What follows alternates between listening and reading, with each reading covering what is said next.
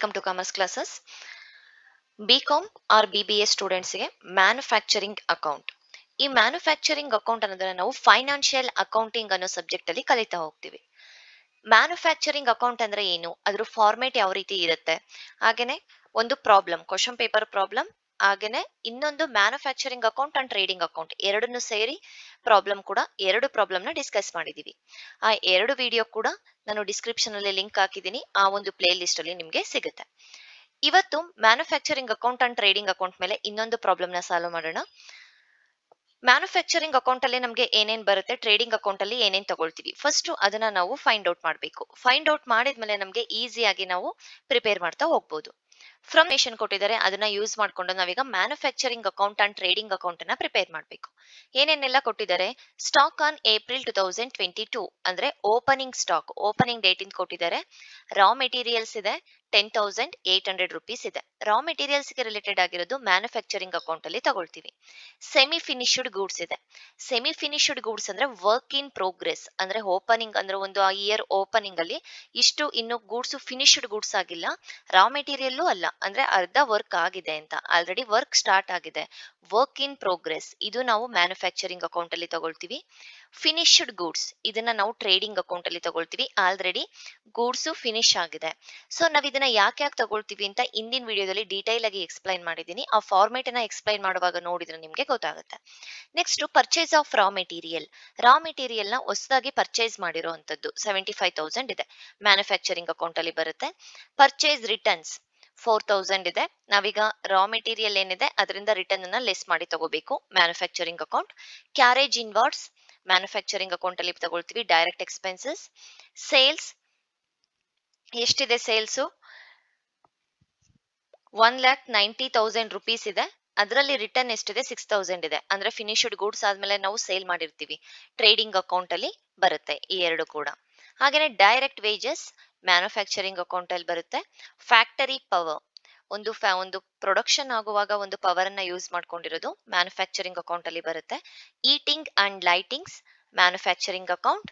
Depreciation on machinery manufacturing account, ಇದೆಲ್ಲದೂ ಕೂಡ direct expenses ಆಗಿರುತ್ತೆ. ಡೆಪ್ರಿಸಿಯೇಷನ್ ಆನ್ ಫ್ಯಾಕ್ಟರಿ ಬಿಲ್ಡಿಂಗ್, ಒಂದು ಫ್ಯಾಕ್ಟರಿ ಏನಿದೆ ನಾವು ಪ್ರೊಡಕ್ಷನ್ ಮಾಡೋದಕ್ಕೆ, ಆ ಬಿಲ್ಡಿಂಗ್ ಗೆ ನಾವು ಡೆಪ್ರಿಸಿಯೇಷನ್ ಲೆಸ್ ಮಾಡ್ತಾ ಇದೀವಿ, manufacturing account. Sundry factory expenses, ಇತರೆ ಚಿಕ್ಕ ಚಿಕ್ಕ ಖರ್ಚುಗಳು ಇರಬಹುದು, ಸೊ ಮ್ಯಾನುಫ್ಯಾಕ್ಚರಿಂಗ್ ಅಕೌಂಟ್ ಅಲ್ಲಿ ಬರುತ್ತೆ.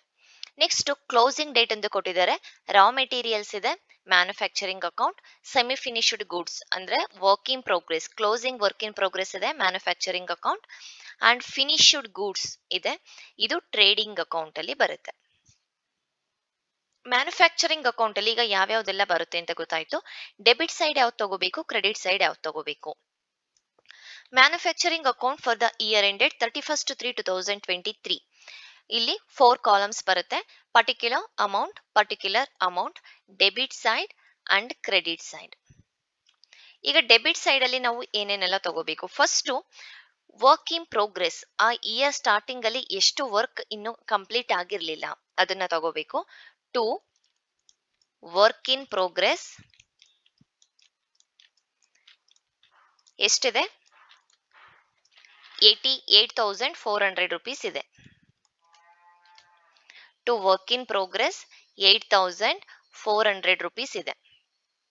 ನೆಕ್ಸ್ಟ್ ನಾವೇನ್ ಮಾಡಬೇಕು, ಎಷ್ಟು ರಾ ಮೆಟೀರಿಯಲ್ ನ ಯೂಸ್ ಮಾಡ್ಕೊಂಡಿದೀವಿ ಮ್ಯಾನುಫ್ಯಾಕ್ಚರಿಂಗ್ ಮಾಡೋದಕ್ಕೆ ಅಂತ ನಾವು ತೋರಿಸ್ಬೇಕು. ಟು ರಾ ಮೆಟೀರಿಯಲ್ ಕನ್ಸ್ಯೂಮ್ಡ್, ಎಷ್ಟು ರಾ ಮೆಟೀರಿಯಲ್ ನ ಯೂಸ್ ಮಾಡ್ಕೊಂಡಿದೀವಿ. ಹೇಗ್ ಸಿಗುತ್ತೆ ಇದು ನಮ್ಗೆ, opening stock of raw material ಇರ್ಬೋದು. First opening stock of raw materials 10,800 rupees ಇತ್ತು, 10,800. ಇದಕ್ಕೆ plus purchase of raw material, extra purchase ಮಾಡಿರೋದು ನಾವು ರಾ ಮೆಟೀರಿಯಲ್ ನ, plus purchase of raw material ಎಷ್ಟಿದೆ ಅಮೌಂಟ್ 75,000 ಇದೆ. ಈ 75,000 ಏನ್ ಪರ್ಚೇಸ್ ಮಾಡಿದೀವಿ ಇದರಲ್ಲಿ ರಿಟರ್ನ್ ಕೂಡ ನಾವು ಮಾಡಿದೀವಿ, ಮೈನಸ್ ಪರ್ಚೇಸ್ ರಿಟರ್ನ್ ಎಷ್ಟಿದೆ, ರಿಟರ್ನ್ 4,000 ಇದೆ, ನಾವು ಇದನ್ನ ಇದರಲ್ಲಿ ಕಳಿಬೇಕು. 4,000 ನಾನು ಬ್ರಾಕೆಟ್ ಅಲ್ಲಿ ಹಾಕ್ತಾ ಇದ್ದೀನಿ. Next closing stock of raw materials ಏನಿತ್ತು ಅದನ್ನು ಕೂಡ ನಾವು ಲೆಸ್ ಮಾಡಿದ್ರೆ ಎಷ್ಟು ರಾ ಮೆಟೀರಿಯಲ್ ನ ಯೂಸ್ ಮಾಡ್ಕೊಂಡಿದೀವಿ ಅಂತ ಗೊತ್ತಾಗುತ್ತೆ. Closing stock of raw material 14,500 rupees ಇದೆ. Closing stock of raw material 14,500 rupees. ಇದನ್ನು ಕೂಡ ಲೆಸ್ ಮಾಡಬೇಕು. ಎಷ್ಟಾಗುತ್ತೆ? 10,800 ಪ್ಲಸ್ 75,000 ಮೈನಸ್ 4,000 ಮೈನಸ್ 14,500 67,300 rupees ಆಗುತ್ತೆ. ಈಗ ನಮಗೆ ಎಷ್ಟು ರಾ ಮೆಟೀರಿಯಲ್ ನ ಯೂಸ್ ಮಾಡ್ಕೊಂಡಿದೀವಿ ಅಂತ ಗೊತ್ತಾಯ್ತು. ಈ ಡೆಬಿಟ್ ಸೈಡ್ ಅಲ್ಲಿ ಏನ್ ತಗೊಳ್ತೀವಿ? Work in progress, opening work in progress ಎಷ್ಟಿತ್ತು, ಎಷ್ಟು ರಾ ಮೆಟೀರಿಯಲ್ ನ ಯೂಸ್ ಮಾಡ್ಕೊಂಡಿದೀವಿ, ಆ ಮ್ಯಾನುಫ್ಯಾಕ್ಚರಿಂಗ್ ನಾವು ಕಾಸ್ಟ್ ನ ಕಂಡುಹಿಡಿತಾ ಇರೋದು. ಅದಾದ್ಮೇಲೆ ಡೈರೆಕ್ಟ್ ವೇಜಸ್ ಎಷ್ಟಿದೆ, ಡೈರೆಕ್ಟ್ ಎಕ್ಸ್ಪೆನ್ಸಸ್ ನ ತಗೊಂತಾ ಹೋಗ್ಬೇಕು. 2 ಕ್ಯಾರೇಜ್ ಕೊಟ್ಟಿದ್ದಾರೆ. 2 ಕ್ಯಾರೇಜ್ ಎಷ್ಟಿದೆ ಅಮೌಂಟ್? 2,500 rupees ಇದೆ. ನೆಕ್ಸ್ಟ್ 2 ಇನ್ಯಾವ್ಯಾವ್ದೆಲ್ಲ ಡೈರೆಕ್ಟ್ ಎಕ್ಸ್ಪೆನ್ಸಸ್ ಇದೆ ನೋಡಿ. ಡೈರೆಕ್ಟ್ ವೇಜಸ್, ಫ್ಯಾಕ್ಟರಿ ಪವರ್, ಹಾಗೆ eating and lighting, depreciation, sundry factory expenses ಇದೆ. 2 ಡೈರೆಕ್ಟ್ ವೇಜಸ್ 24,000. ನೀವು ಫಸ್ಟ್ ಕ್ವಶನ್ ಅನ್ನ ನೋಟ್ ಮಾಡ್ಕೋಬೇಕಾಗಿರುತ್ತೆ. 2 ಪವರ್ ಫ್ಯಾಕ್ಟರಿ ಪವರ್ ಏನಿದೆ 4,800 ಇದೆ. 2 ಈಟಿಂಗ್ ಅಂಡ್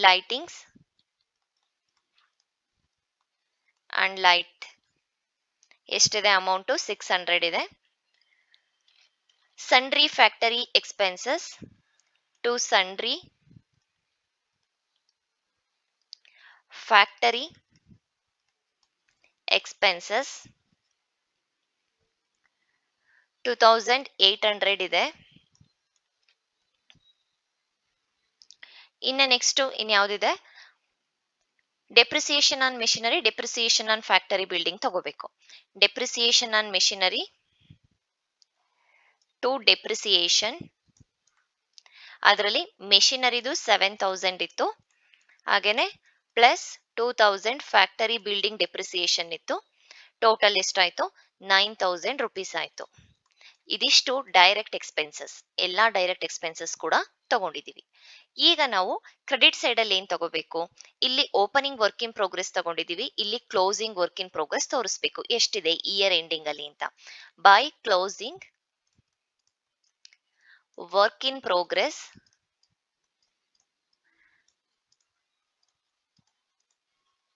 ಅಮೌಂಟ್ 15,000 rupees ಕೊಟ್ಟಿದ್ದಾರೆ. ಕ್ವಶನ್ ಅಲ್ಲೇ ಇದೆ. Closing work in progress semi finished goods ಅಂತ ಇದೆಯಲ್ಲ, ಇದೇನೆ.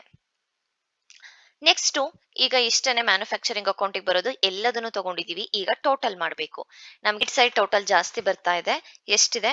1,19,400 1,19,400 rupees ಇದೆ. ಇದರಿಂದ 15,000 rupees ನ ಲೆಸ್ ಮಾಡಿದಾಗ ನಮ್ಗೆ 1,04,400 rupees ಏನಿದೆ ಕಾಸ್ಟ್ ಆಫ್ ಪ್ರೊಡಕ್ಷನ್ ಸಿಕ್ತು. ಇದನ್ನ ನಾವು ಟ್ರೇಡಿಂಗ್ ಅಕೌಂಟ್ಗೆ ಟ್ರಾನ್ಸ್ಫರ್ ಮಾಡ್ತೀವಿ. By cost of manufacturing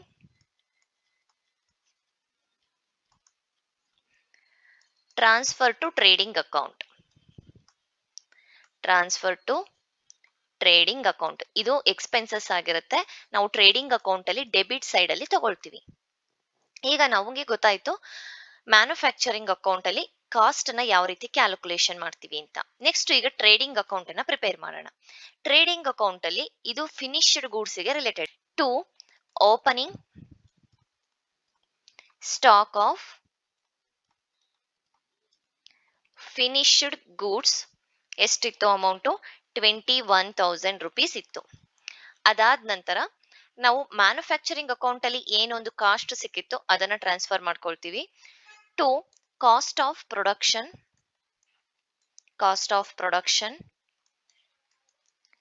transfer from manufacturing account. ಎಷ್ಟಿತ್ತು ಅಮೌಂಟು? 1,04,400 400 rupees ಒಂದು ಕಾಸ್ಟ್ ಆಗಿತ್ತು. ನಾವು ಓಪನಿಂಗ್ ಫಿನಿಶ್ಡ್ ಗೂಡ್ಸ್ ಅನ್ನ ಡೆಬಿಟ್ ಸೈಡ್ ತಗೊಂಡಿದೀವಿ. ಸೊ ಕ್ಲೋಸಿಂಗ್ ಫಿನಿಶ್ಡ್ ಗೂಡ್ಸ್ ಎಷ್ಟಿತ್ತು ಅದನ್ನ ತೋರಿಸ್ಬೇಕು. ಬೈ ಕ್ಲೋಸಿಂಗ್ ಫಿನಿಶ್ಡ್ ಗೂಡ್ಸ್ 26,000 ಇತ್ತು.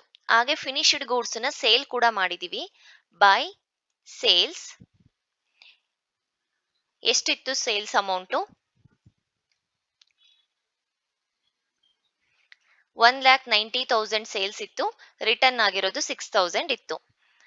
1,90,000 ಮೈನಸ್ ಸೇಲ್ಸ್ ರಿಟರ್ನ್ 6,000, 1,84,000. ಈಗ ಟೋಟಲ್ ಮಾಡೋಣ. ಜಾಸ್ತಿ ಯಾವ ಸೈಡ್ ಬರುತ್ತೆ? ಟೋಟಲ್ 2,10,000 ಬರುತ್ತೆ. 2,10,000, 2,10,000. ಈಗ ಇನ್ಕಮ್ ಇಂದ ನಾವು ಎಕ್ಸ್ಪೆನ್ಸಸ್ ನ ಲೆಸ್ ಮಾಡಿದಾಗ 84,600 rupees ನಮಗೆ ಗ್ರಾಸ್ ಪ್ರಾಫಿಟ್ ಸಿಗುತ್ತೆ. ಟು ಗ್ರಾಸ್ ಪ್ರಾಫಿಟ್ ಅದನ್ನ ನಾವು ಪ್ರಾಫಿಟ್ ಅಂಡ್ ಲಾಸ್ ಅಕೌಂಟ್ ಅಲ್ಲಿ ನೆಕ್ಸ್ಟ್ ಕಂಟಿನ್ಯೂ ಮಾಡ್ತಾ ಹೋಗ್ತೀವಿ ಕೆಳಗಡೆ ತಗೊಂಡು. To gross profit carry down. ಇದಿಷ್ಟು manufacturing account and trading account.